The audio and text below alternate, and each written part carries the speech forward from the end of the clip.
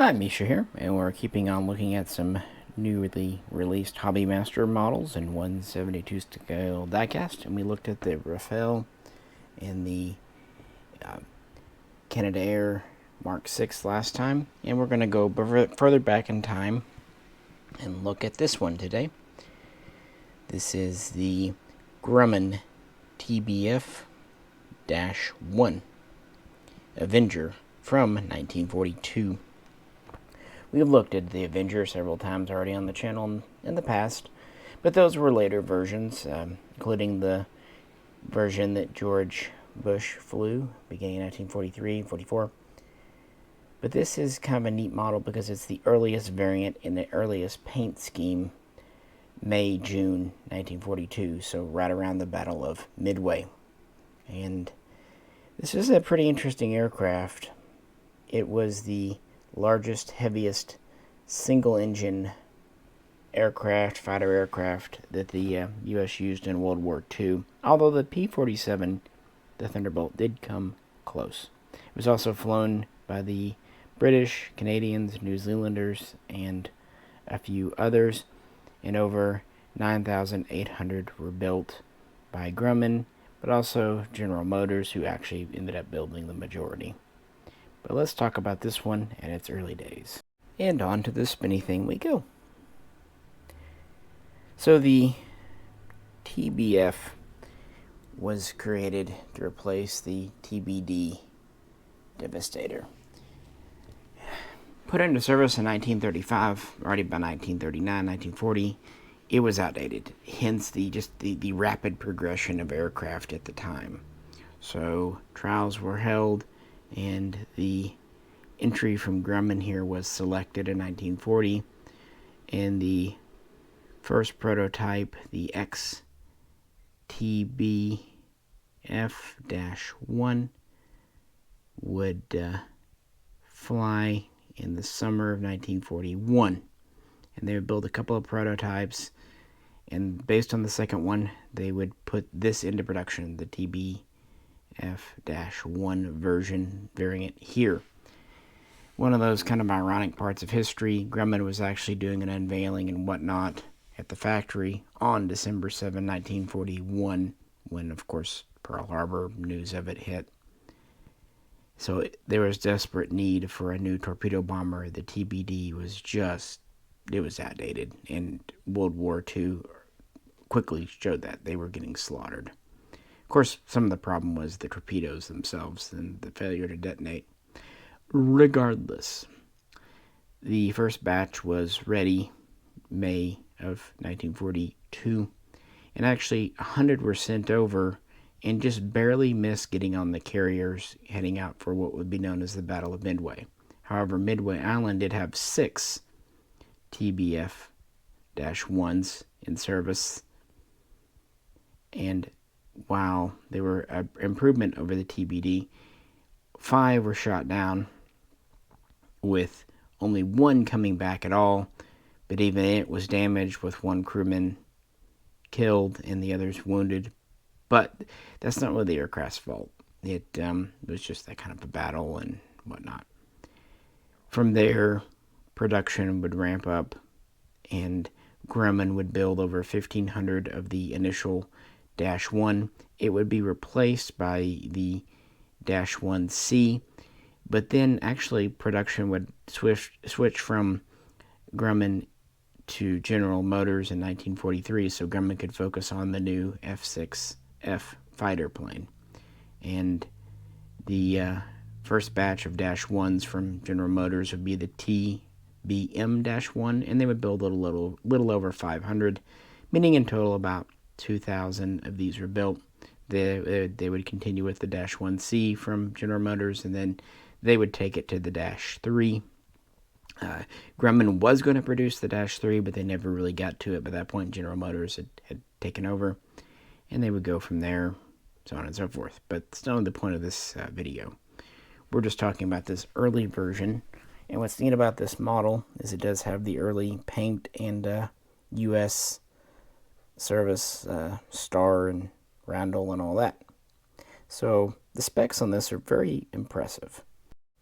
As I said at the beginning, This is a big, heavy aircraft. It is a little over 40 feet long, with a wingspan of a little over 54 feet. It has a crew of 3. You have a pilot in the front. Behind him, you have a radio operator who has a secondary role as a bombardier and gunner. There's a very large, at least by modern standards, radio set in between them, but for that day and time, it was a very long-range set and cutting-edge tech. And then finally, in the third position, in an electrically controlled turret, you have a dedicated dorsal gunner, so 3 crew. Initial self-defense. You had one .30 caliber Browning 1919 machine gun in the front, in the nose. You had one Browning M2 50 cal in this turret in the back. And you had another Browning 1919 30 caliber in the bottom here in the position, the ventral down here, that was controlled by the radio / bombardier guy. It's in more of a flexi mount. Now, with the 1-C, the front 30 cal would be replaced with 2 50 cal M2s on the wings outboard of the propeller. The -1C would also have additional fuel, and the -3 would introduce rockets and drop tanks and so on and so forth. But this one is pretty clean on the wings. Top speed was only about 280 miles per hour. Again, this was a naval fighter. It was geared more towards range, and it could get nearly 1,000 miles loaded up, at least with the additional fuel later on. So it had a very nice long range, but, not in a hurry to get there. And cruise speed was a little over 200 miles per hour, 210, 220. Ceiling, again, naval aircraft, wasn't super high, 22,000 feet, give or take. Again, this is not the point. And it has folding wings, kind of a new design to maximize storage on aircraft carriers, as the newer Essex class were still coming online in 1942. And it does have retractable landing gear, something quite new for the day and time. But of course, the T in the name stands for Torpedo. This had guns to defend itself, but its main thing was torpedo bomber. Another new thing for the time, it had a fully enclosed bay in the middle bottom here, carrying roughly 2,000 pounds. We might laugh today, but yeah, back then an enclosed bay was pretty new, and that was good for drag and also your ordnance, and just it was a good idea. Like I said, the wheels do fold, even the rear wheel folds up some. See it there? You can see the secondary gun down below. I don't know. It's good that it had defense under it, but you have to wonder how easy that was to use. But at least it does have a 50 cal turret in the back. Hey, it's better than the Kate, the Japanese torpedo bomber, and oodles better than the Devastator. But yeah, just holding this model, it's very heavy. It's got an all-metal wing. It does have a spinning propeller, big old engine. Again, there's nothing under the wings, because this is an early version. Not sure. Yeah, that's metal. Okay, so the horizontals are plastic on the tail. The top is metal. That's neat. Of course, the canopy is plastic. You can remove it to get to your 2 crew. The turret's not removable. There's not a third crewman in there.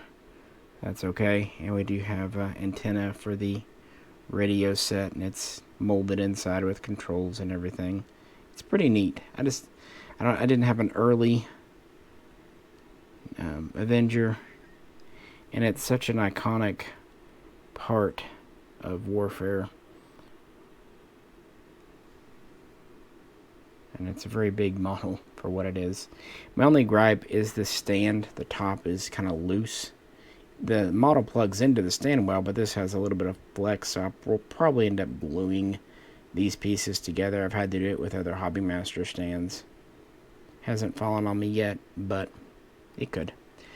So this is the bomb bay closed. It has just a piece you plug in, but you can certainly display it open, and you have some options there. You have a set of open doors that you can plug in, and then you can display it with the Mark 13 Torpedo, or you get 4 of these 500-pound bombs you can display it with. So either 4 bombs or 1 torpedo, which was pretty much the loadout options for this in the bay. It was not the most flexible, but you know, a torpedo for attacking a ship, or bombs, which, you know, you could drop on the ship, but that was more for, you know, land targets, what have you. And these did drop torpedoes and bombs. They were quite successful. Now, some of the early torpedoes had detonation problems. That's not the aircraft's fault. But the Avenger was responsible, at least in major part, for sinking, there we go, the Yamato and Musashi, the 2 super battleships.